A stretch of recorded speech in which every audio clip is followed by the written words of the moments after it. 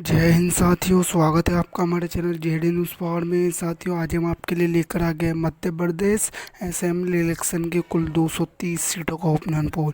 साथियों, आपको बताते चले जैसे जैसे चुनावों की तारीख करीब आती जा रही है वैसे वैसे साथियों मध्य प्रदेश में सियासी गर्मियाँ बढ़ती जा रही है। साथियों, आपको बताते चले मध्य प्रदेश में मुख्य रूप से बीजेपी और कांग्रेस में सीधा मुकाबला देखने को मिलता है। वही साथियों, आपको बताते चले कांग्रेस पार्टी ने 2018 में अपनी यहाँ पर सरकार बनाई थी। वही कुछ विधायकों द्वारा बगावत कर यहाँ पर साथियों बीजेपी में शामिल हो गए थे, जिस कारण साथियों कांग्रेस पार्टी की सरकार गिर गई थी और यहाँ पर बीजेपी की सरकार बन गई थी। साथियों, इस वीडियो में बात करेगी कि अगर 2023 में जो अंत में विधानसभा की कुल 200 सीटों के लिए 230 सीटों के लिए चुनाव होना है, उसमें किस पार्टी की सरकार बनने जा रही है, कौन सी पार्टी को पूर्ण बहुमत मिल सकता है। साथियों, इस वीडियो के अंत तक बने रहे। साथियों, हमने मध्य प्रदेश को 5 रीजनों में बांटा है। साथियों, एक एक करके रीजन आपको बताइए कौन से रीजन में कांग्रेस पार्टी आगे है, कौन से रीजन में बीजेपी आगे है।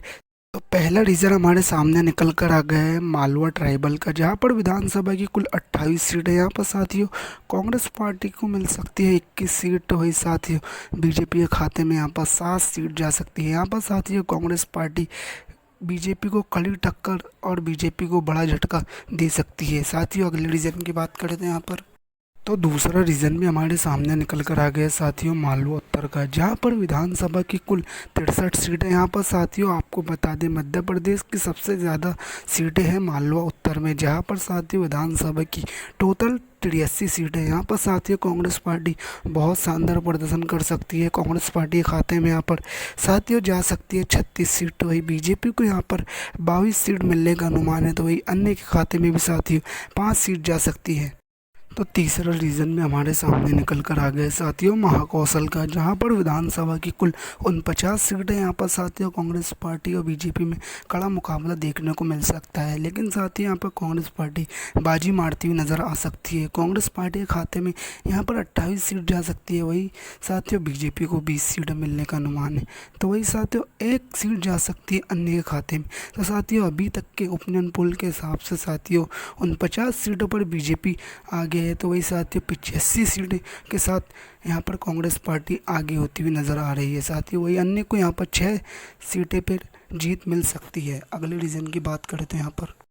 चौथा रीजन भी साथियों हमारे सामने निकल कर आ गया विंध्य का, जहाँ पर विधानसभा की टोटल 56 सीट है। यहाँ पर साथियों कांग्रेस पार्टी बीजेपी को तगड़ा झटका दे सकती है। यहाँ पर साथियों कांग्रेस पार्टी को 35 सीटें मिल सकती है। तो वही 18 सीटें यहाँ पर जाती हुई नजर आ सकती है बीजेपी के खाते में। तो वही साथियों अन्य का भी यहाँ पर 3 सीटों पर खाता खुल सकता है।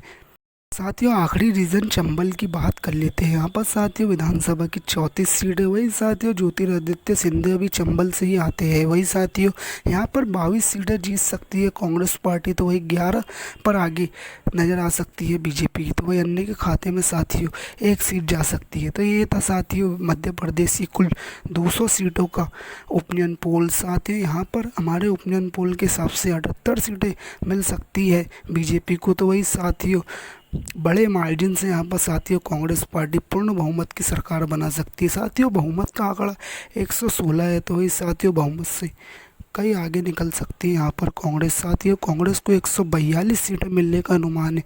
तो वही साथियों अन्य को 10 सीटें मिल सकती है। जैसे साथियों कर्नाटक में कांग्रेस ने लोकल मुद्दों पर जैसे बेरोजगारी महंगाई को एक बड़ा मुद्दा बनाया था, वैसे ही साथियों मध्य प्रदेश में भी कांग्रेस पार्टी ऐसा ही कुछ कर सकती है। और साथियों मध्य प्रदेश में कांग्रेस पार्टी को 142 सीटें मिल सकती है। तो साथियों इसके बारे में आपकी क्या राय है, अपनी राय कमेंट बॉक्स में ज़रूर रखें। और आपने हमारे चैनल जेडी न्यूज़ पावर को अभी तक सब्सक्राइब नहीं किया है तो साथियों जेडी न्यूज़ पावर को सब्सक्राइब जरूर कर ले साथियों।